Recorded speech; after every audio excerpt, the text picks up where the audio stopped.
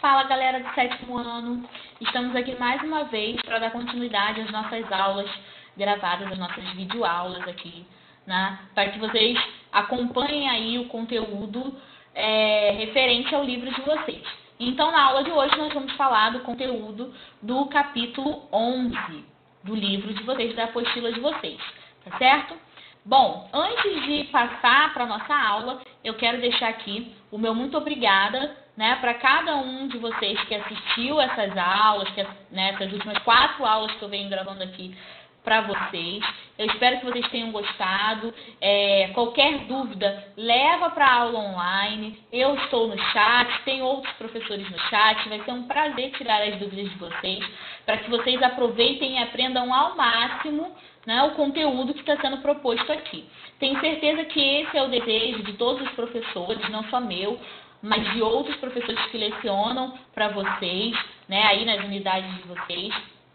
Quero dizer que estou aqui saudosa de poder estar em contato com vocês, de estar na sala de aula. Desejo do fundo do coração que vocês estejam bem, que a família de vocês também, que esteja tudo bem com a família de vocês.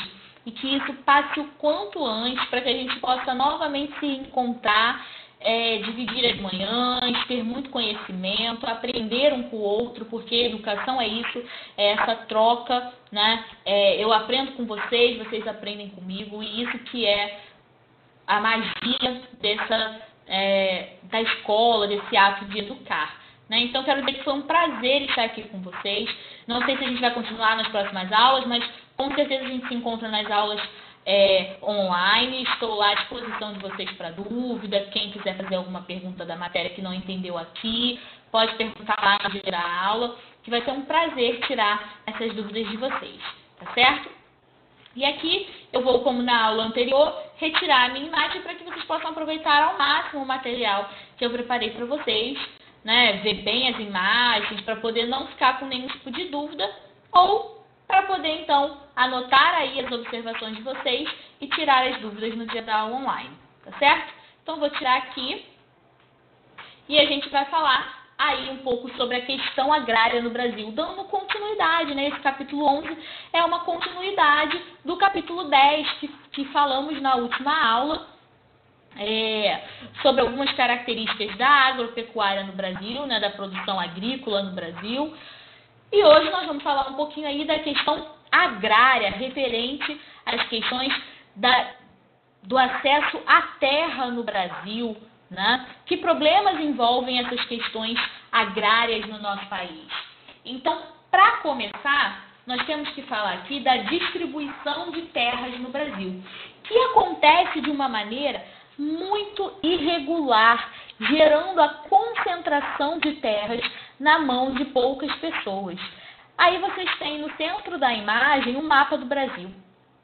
Vocês podem observar que a maior parte desse mapa está pintada de vermelho, o que corresponde a 60% das terras brasileiras, né, do território brasileiro. 60% do nosso território está sendo composto, né, por propriedades rurais. Ou seja, ele até coloca aqui o número, né? 5,6 milhões de propriedades rurais no nosso país. Esse número gigantesco de propriedades rurais correspondem aí, então, a uma área de 60% do nosso território. 27% do nosso território fica com as áreas urbanas, de unidades de concentração, né?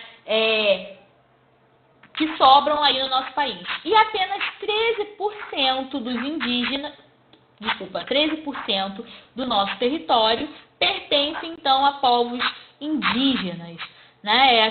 São eles que ficam com a menor parcela de áreas do nosso país. Mas o que a gente observa com isso? Que é uma distribuição totalmente irregular da terra, né? 60% do nosso está, então, sob domínio, né, das propriedades rurais. Tanto que aqui ele vai chamar de República do Latifúndio, né? Então, são grandes latifúndios, minifúndios, diversas propriedades rurais que compõem aí sozinhas, que são responsáveis sozinhas por 60% do nosso território. Mas essa situação de distribuição das terras, nós poderíamos pensar, né, da seguinte maneira: professora, mas uma fazenda é maior realmente do que uma casa, do que um prédio, né? Você vai fazer ali uma área de plantio, de pastagem de gado. Então, é natural que elas sejam a maior parte, então, aí das terras do Brasil. O grande problema nisso é que toda essa área ocupada por propriedades rurais também é distribuída de forma irregular entre esses proprietários. Observa a informação que aparece aqui, ó. Dessas 5,6 milhões de propriedades, só 2% delas, ou seja, eu tenho lá 5,6 milhões de propriedades com vários donos, né? Claro, cada propriedade acaba pertencendo a um dono. O mesmo dono pode ter mais de uma propriedade, óbvio, mas nós temos 5,6 milhões de propriedades. 2% disso pertence aí, ou melhor, ocupam 40% de toda essa área. Então, olha só, toda essa área de vermelho aqui seria composta, claro, por 5,6 milhões de propriedades. Só que 2% só dessas propriedades ocupam 40% de toda essa área. Ou seja, a maior parte dessa área é ocupada por uma quantidade muito pequena de propriedades. Então, tem 40% dessas terras sendo ocupadas apenas por 2% de todas as propriedades rurais do Brasil. Isso mostra que há uma distribuição muito desigual nas terras, né, e propriedades rurais do nosso país. A outra imagem vai mostrar isso para a gente, destacando a questão da estrutura fundiária no Brasil. Essas propriedades que nós vimos, essas propriedades aqui, rurais, elas podem ser divididas, né, em 3 tipos. Podem ser minifúndios, ou pequenas propriedades, médias propriedades e propriedades grandes, né, os grandes latifúndios, as grandes propriedades. Então, observe o seguinte: primeiro, a quantidade de baixo aqui de imóveis. Os minifúndios representam, vamos arredondar aqui, né, 91% de todos os imóveis rurais que existem no Brasil. Daqueles 5,6 milhões de imóveis, 91% representam, né, os minifúndios, são compostos por minifúndios. As propriedades médias representam 7%. E as propriedades grandes, os grandes latifúndios, representam 2,3%. Então, eu pergunto a vocês: a maior quantidade de imóveis rurais que nós encontramos são imóveis pequenos, são pequenas propriedades rurais ou são grandes latifúndios, grandes propriedades rurais? A resposta é óbvia. Mais de 90% são propriedades pequenas, são minifúndios. Agora, observa a informação de cima. Os minifúndios representam 29%, né, 29,5% de toda a área ocupada por propriedades rurais. Olha quantos por cento representam os grandes latifúndios. 47,2%. Ou seja, a maior parte das propriedades rurais ocupam, né? Desculpa, deixa eu me corrigir aqui que eu me enrolei aqui. A maior parte das propriedades rurais são minifúndios. No entanto, elas não ocupam a maior área. A maior área são ocupadas propriedades grandes, pelos grandes latifúndios, né? Ou seja, eles são a menor quantidade de imóveis. 2,3% de imóveis ocupam a maior parte das propriedades da área de propriedades rurais no nosso país, seguidas aí né, da área ocupada pelos minifúndios. Mas olha como há uma desproporção. Os grandes latifúndios ocupam a maior área rural do nosso país. As propriedades médias também ocupam uma área considerável. Olha só, elas representam 7%. E aqui elas estão ocupando 23%. De uma maneira proporcional, elas ocupam muito mais áreas do que os minifúndios, que têm uma quantidade muito maior de imóveis, né? Isso acontece, então, por conta dessa concentração de terras que nós temos no Brasil.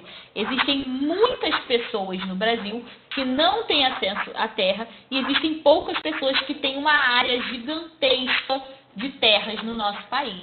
Por isso que há uma desproporção aí entre a quantidade de minifúndios e a área que eles ocupam e a quantidade de grandes latifúndios e a área que eles ocupam. Os latifúndios ocupam uma quantidade muito maior de área do que os minifúndios, né? E aí, na parte de baixo dessa imagem, nós temos os locais onde, né, nós vamos ver um grande número aí de propriedades se dando, né, a partir dessa concentração aí de latifúndios. Então, ele mostra pra gente as diferentes áreas do nosso país, as diferentes regiões do nosso país, e mostra onde a gente encontra a maior porcentagem de latifúndios. Então, na verdade, no centro-oeste é a região do nosso país onde nós mais vamos encontrar os latifúndios ocupando a maior parte das áreas, né? 75% de toda a área produtiva do centro-oeste é composta por grandes latifúndios, né? A área onde a gente menos vai encontrar latifúndios dominando é a região norte, em função da presença da floresta amazônica, de ser, né, cheio de áreas de preservação ambiental, que a gente já falou até na aula passada, que vem constantemente sendo agredida pela expansão da fronteira agrícola e outros interesses de exploração. Mas a gente pode perceber aqui que o centro-oeste e o nordeste são as áreas onde nós mais vamos encontrar os latifúndios dominando a área total de produção nessa região. Então, 75% do centro-oeste e 41% do nordeste são áreas ocupadas por propriedades grandes, pelos grandes latifúndios, né? E isso tudo gera pra gente o que nós vamos chamar de concentração fundiária. E aí eu coloquei um desenhozinho aqui para vocês, vou tirar o título para a gente poder observar melhor. De um lado, você pode perceber que tem uma grande fazenda, né? E aí o dono dessa fazenda, cheio de dinheiro, fala que não vê problema nenhum com o tamanho da fazenda dele. E do outro lado, você pode perceber que você tem uma grande quantidade de pessoas numa terra muito pequena. Essa é a desigualdade que existe na distribuição de terra do Brasil. Olha o tamanho dessa área aqui, representando a fazenda, essa área verde cercada. Você tem toda essa área para uma única pessoa. E você tem essa pequena área aqui, também cercada, né, representando uma outra propriedade bem menor, pertencendo a todas essas pessoas. Olha como há uma grande diferença aí, né? Isso é o que nós vamos chamar de concentração fundiária. Aí você pode questionar, professora, mas se a pessoa trabalhou, se a pessoa comprou a terra dela, não é direito dela?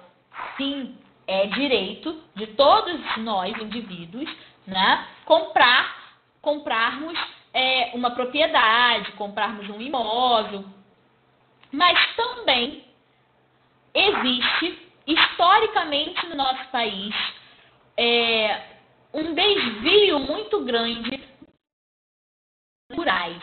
Muitas dessas propriedades vieram passando de pai para filho, né? Normalmente são propriedades que pertencem às famílias já, digamos, tradicionais daquela região, né? Pertenceu ao avô, a bisavô, de diferentes épocas, mas existe uma grande falha no sistema de registro dessas propriedades rurais no nosso país, né? Então, é muito mais difícil fiscalizar o registro dessas propriedades rurais.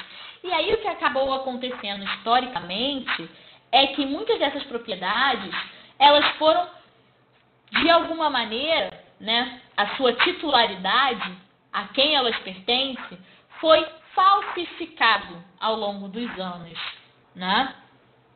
E aí existia até uma técnica chamada, uma técnica chamada de grilagem, que a gente vai falar já já, para entender como que essas terras tiveram, em vários momentos passados, né, uma certa falsificação nas suas escrituras, para se tornarem maiores, né, terras que não pertenciam a ninguém, pertenciam ao Estado, ou que a pessoa que possuía era uma pessoa pobre, sem conhecimento. Então, muitas dessas terras elas foram roubadas, tiveram seus documentos falsificados para que fossem adquiridas aí por algumas pessoas. E, historicamente, vieram passando de pai para filho, né?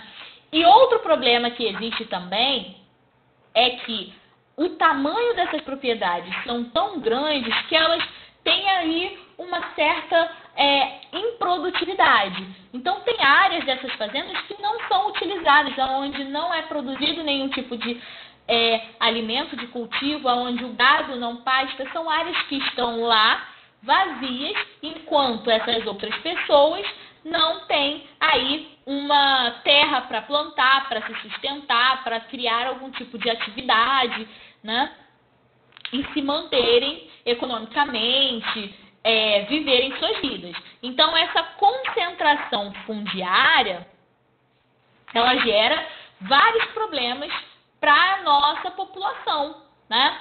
E aí, na imagem a seguir, nós temos alguns dados, né? Está escrito dados atuais, de 2010, que mostram como essa concentração de propriedades no Brasil se manteve ao longo dos anos, né? Se nós tivéssemos acesso a um dado um pouco mais atual, provavelmente nós veríamos que essa concentração de propriedades, elas se mantém. Então, olha só, observa essa informação aqui, ó.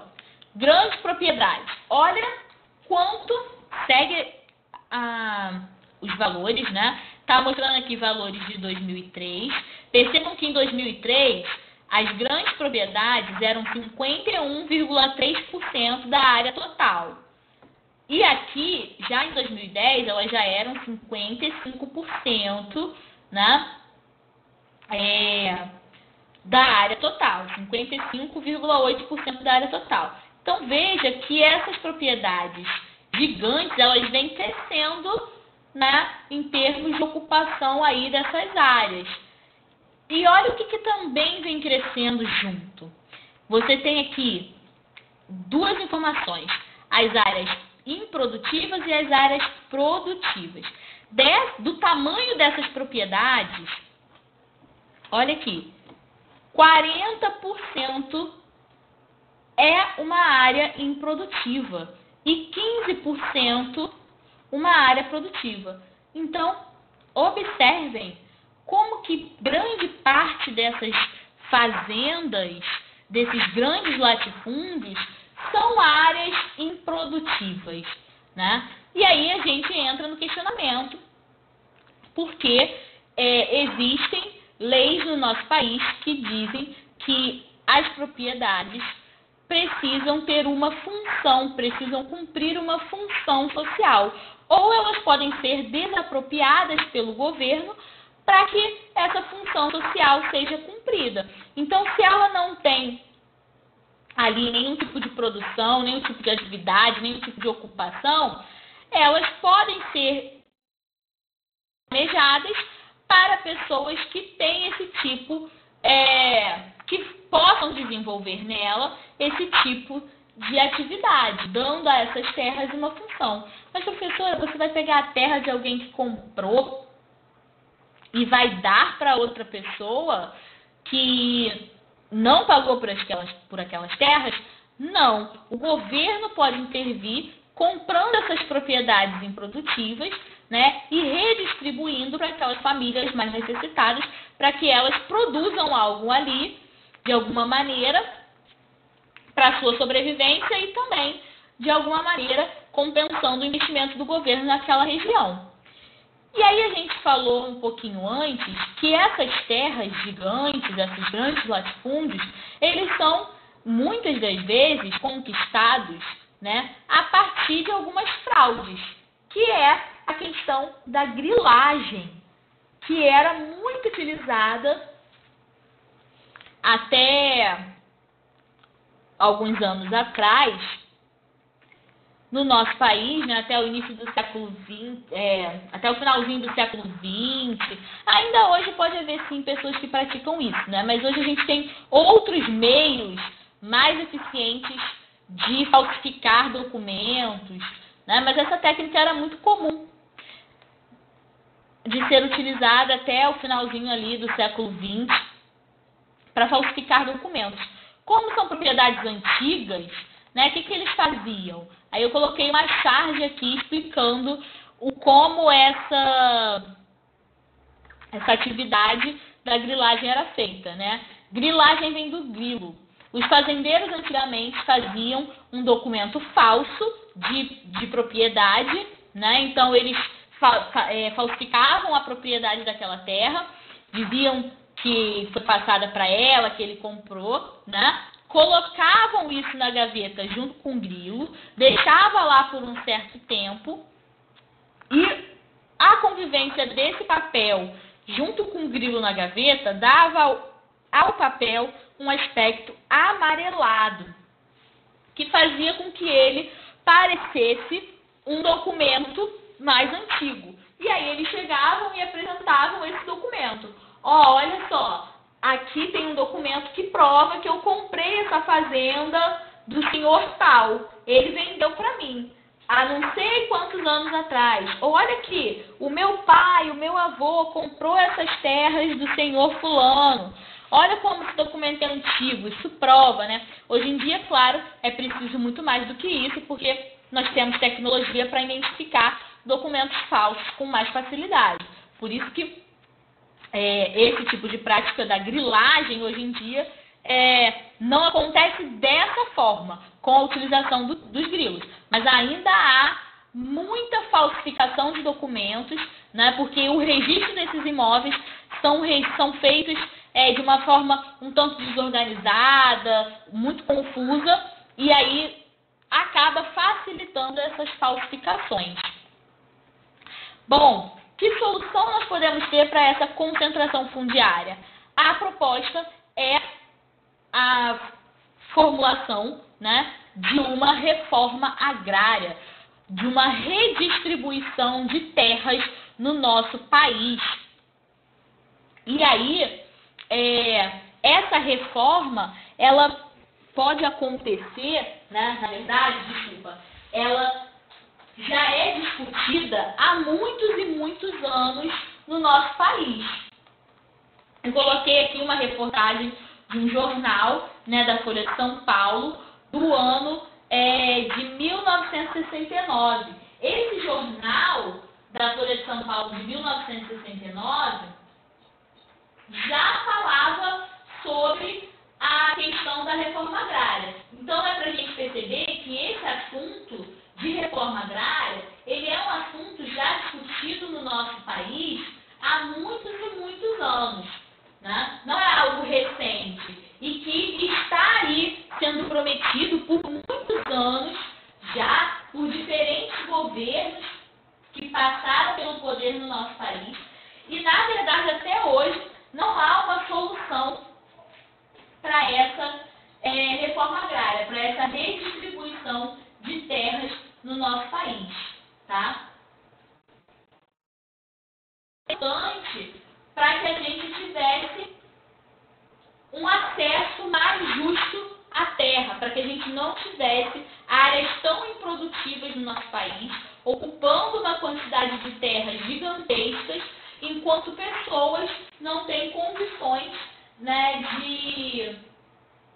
de viver. É lógico que vale a pena a gente destacar que não basta fazer uma distribuição dessas terras, né? A simples distribuição dessas terras não garante que a reforma agrária seja um sucesso. Não basta sair redistribuindo essas terras, né? É preciso estabelecer outros recursos para essas pessoas que receberiam essas terras, né?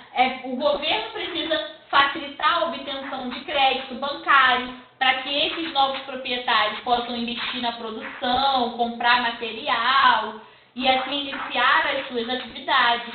É preciso orientar essas pessoas, né? Quais são as melhores técnicas de plantio, quais são as necessidades, por exemplo, no caso da criação de animal, né?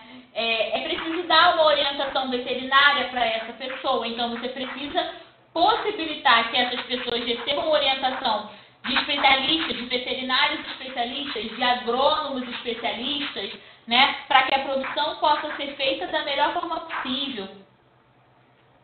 Você também precisa dar para essas pessoas que receberiam essas terras uma infraestrutura, né, naquelas propriedades, naquela região. Então, você precisa fornecer escolas, postos de saúde, transporte, para que essas pessoas tenham acesso a esses recursos, tá?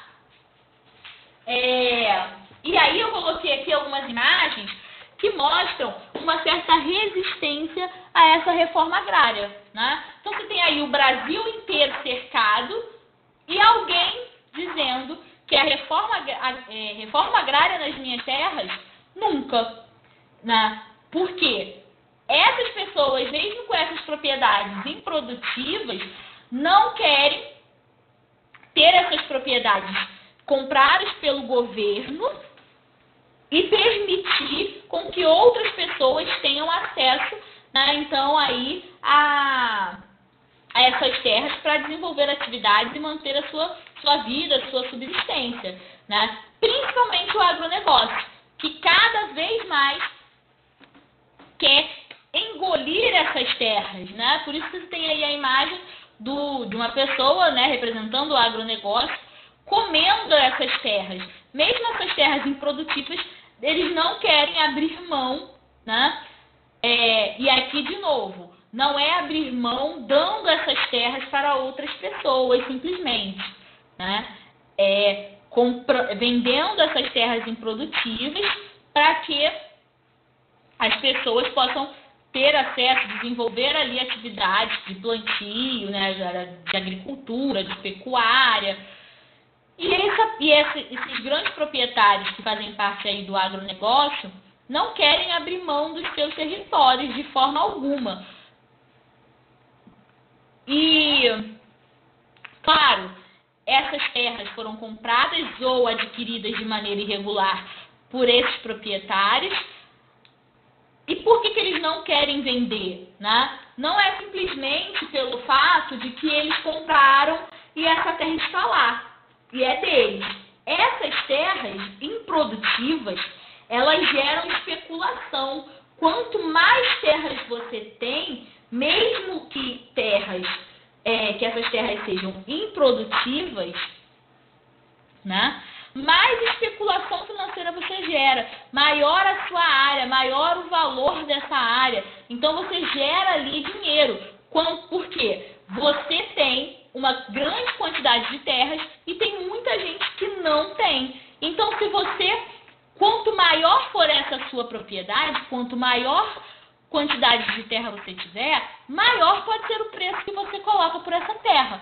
Porque se só você ocupa uma grande área e as pessoas estão precisando dessa área, você sozinho, né, sendo responsável por essa grande área, vai ditar um preço alto. Então, isso mexe com a especulação dos valores desses imóveis, né, com os valores imobiliários, e isso tudo faz com que o preço e o acesso à terra se torne cada vez mais difícil para essas populações menos favorecidas. Porque essas pessoas que concentram muitas terras, cada vez mais fazem com que essas terras aumentem de valor, eles conseguem adquirir, porque eles são pessoas ricas com posses, compram mais terras, essas terras aumentam de valor, e essas pessoas que não têm condições de comprar propriedades acabam se tornando aí cada vez, né, mais expulsos dessas áreas rurais, sem acesso, então, à terra, né, por conta dessa especulação. E aí, coloquei uma imagem do movimento, né, de luta pela terra, do MST,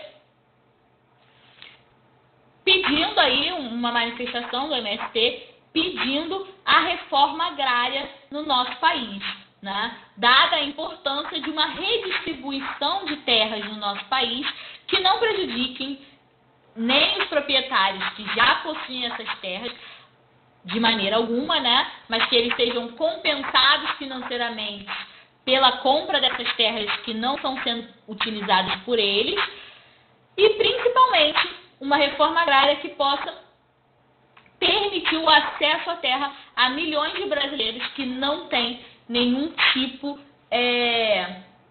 de acesso à terra, de recurso para a sua sobrevivência.